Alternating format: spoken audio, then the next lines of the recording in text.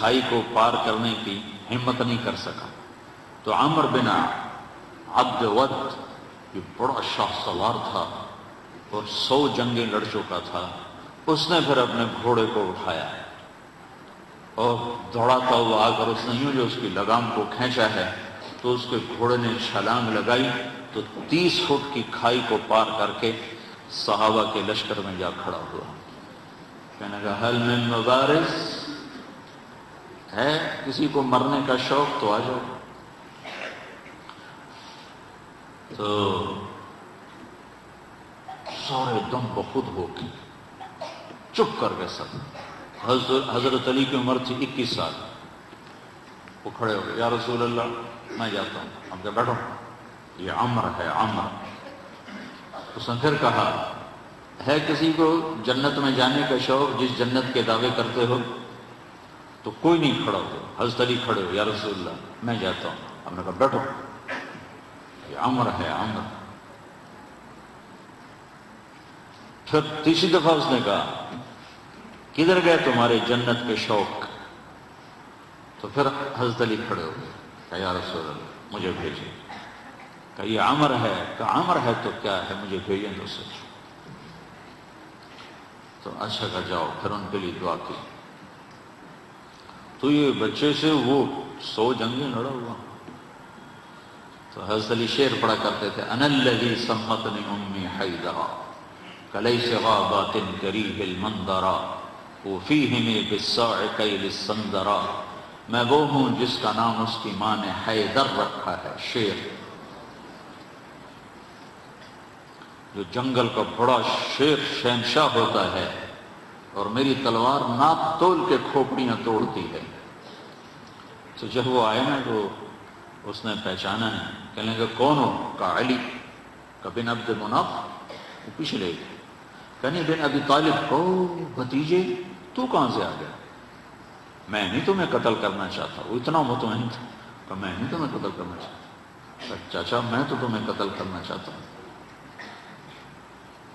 تو اس کو اتنا غصہ ہے، اس نے گھوڑے سے چھلانگ لگائی اور علی پہ ایسا جارحانہ حملہ کیا کہ علی کو پیچھے دھکیل دیا۔ تو غبار اٹھا، دونوں غبار میں چھپ گئے۔ تو اللہ کے نبی نے ہاتھ اٹھایا، یا اللہ علی کی مدد فرما۔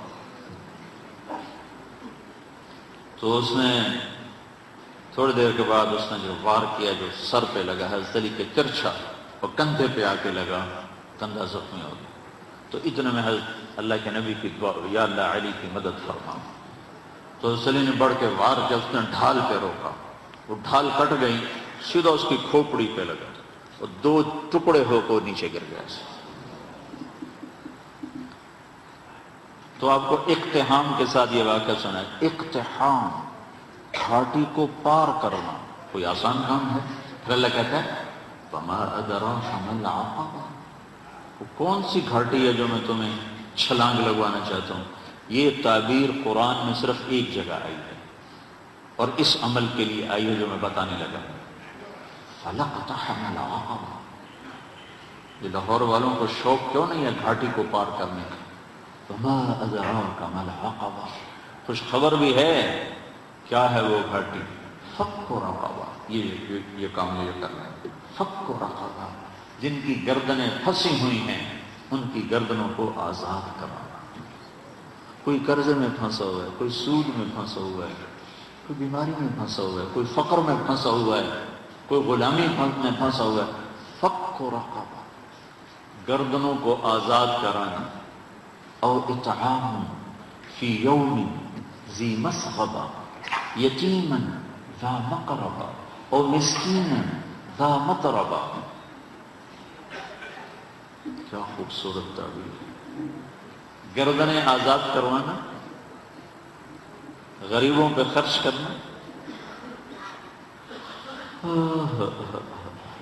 جب مالدار لوگ صرف خواہشات کے غلام بن جاتے ہیں تو غریبوں کی عزتیں نیلام ہو جاتی ہیں۔ جب زکوٰۃ بند ہوتی ہے اور اللہ کے نام کا خرچ بند ہوتا ہے تو غریبوں کی عزتیں نیلام ہو جاتی ہیں۔ فک رقبہ،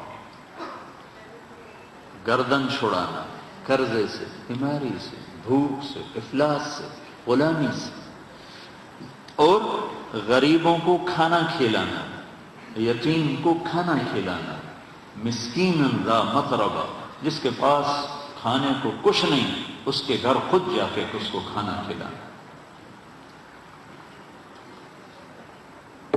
حسن اور حسین بیمار ہو گئے تو اللہ کے نبی خبر لینے آئے تو دونوں بچے بیمار تھے، تو آپ نے کہا حضرت فاطمہ سے روزے کی منت مان لو کہ اللہ تعالیٰ بچوں کو شفا دے تو ہم روزے رکھیں گے۔ تو دونوں میاں بیوی نے 3 روزوں کی منت مانی کہ اللہ ہمارے بچوں کو شفا دے، ہم روزہ رکھیں گے۔ تو اللہ نے ان کو ٹھیک کر دیا۔ تو دونوں میاں بیوی نے روزہ رکھا اور افطاری کا سامان گھر میں نہیں تھا۔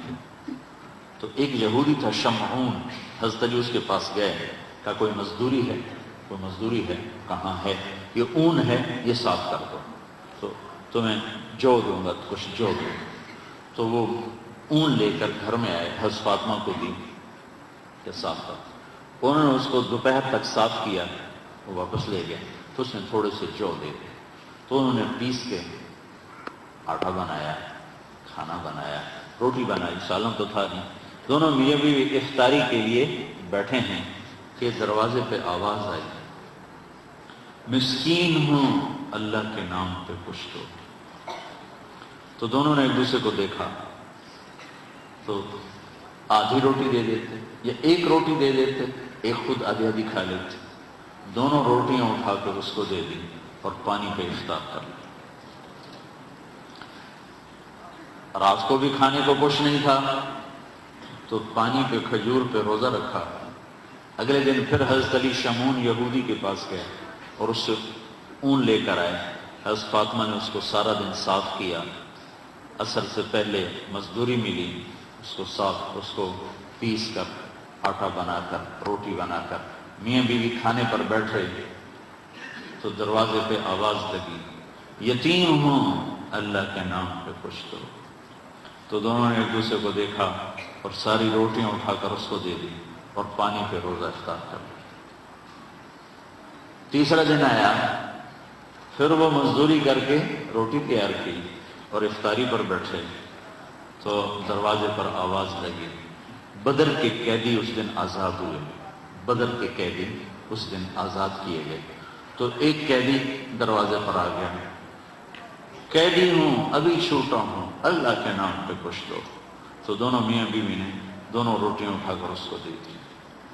3 دن کے فاقے نے حضرت فاطمہ کو بستر پر گرا دیا اور بیمار ہو گئے۔ تو اللہ کے نبی حال پوچھنے آئے تو ان کے سینے پہ سر رکھ کے رونے لگے بیماری کی شدت سے۔ تو یہ ان آنسوں نے جو آسمان میں ہلچل مچائی، جبریل قرآن لے کر اترا، وَيُطْعِمُونَ الطَّعَامَ عَلَى حُبِّهِ مِسْكِينًا وَيَتِيمًا وَأَسِيرًا إِنَّمَا نُطْعِمُهُمْ لِوَجْهِ۔ پوری آپ کو سنو پیچھے سے، اللہ نے کیا عزت بخشی، کیا پیٹ بھرنا تو جانور کا بھی کام ہے، پیٹ ہی بھرنا رہ جائے تو جانور انسان میں کیا فرق ہے۔ إِنَّ الْأَبْرَارَ يَشْرَبُونَ مِنْ كَأْسٍ كَانَ مِزَاجُهَا كَافُورًا عَيْنًا يَشْرَبُ بِهَا عِبَادُ اللَّهِ يُفَجِّرُونَهَا تَفْجِيرًا۔ یہ میرے بندے ایک دن آنے والا ہے، وہ پئیں گے جس کا انہیں تصور بھی نہیں، کافوری شراب پئیں گے۔ پھر اب ان کی وَيُوفُونَ بِالنَّذْرِ، اپنی نظر کو پورا کرتے، وہ منت کا بولا، اپنی نظر منت کو پورا کرتے ہیں۔ یوفون بالنذر ویخافون یوما کان شرہ مستطیرا، اور آخرت کے دن سے ڈرتے ہیں۔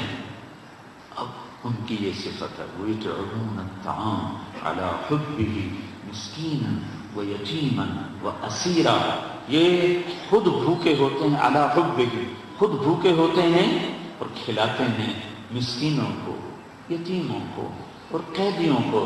اور پھر ان کی اخلاص کی اللہ نے گواہی دی، انما نطعمهم لوجه الله لا نريد منكم جزاء ولا شکورا۔ اللہ ان کے اخلاص کا گواہ بن رہا ہے کہ یہ کہہ رہے ہیں کہ ہم صرف اللہ کو راضی کرنے کے لیے کھلا رہے ہیں، ہم کوئی آہ واہ نہیں چاہتے۔ انا نخاف من ربنا یوما عبوسا قمطریرا، ہمیں اس دن سے ڈر لگتا ہے جس دن، جو دن بڑا خوفناک ہیبتناک ہے۔ پھر اللہ نے آگے بشارت دی، فوقاهم الله شر ذلك اليوم ولقاهم نضرة وسرورا وجزاهم بما صبروا جنة وحريرا متكئين فيها على الأرائك لا يرون فيها شمسا ولا زمهريرا ودانية عليهم ظلالها وذللت قطوفها تذليلا۔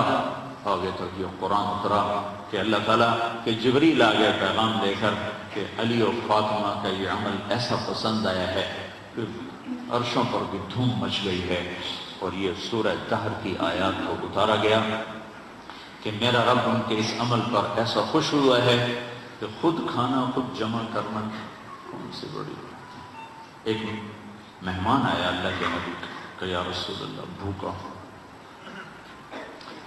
آپ نے فرمایا بھائی اس کی مہمانی کون کرے گا؟ ابو طلحہ کہنے لگے میں کروں گا، تو ان کو لے کر گھر آیا، اپنی بیوی سے پوچھا کھانے کو کچھ ہے؟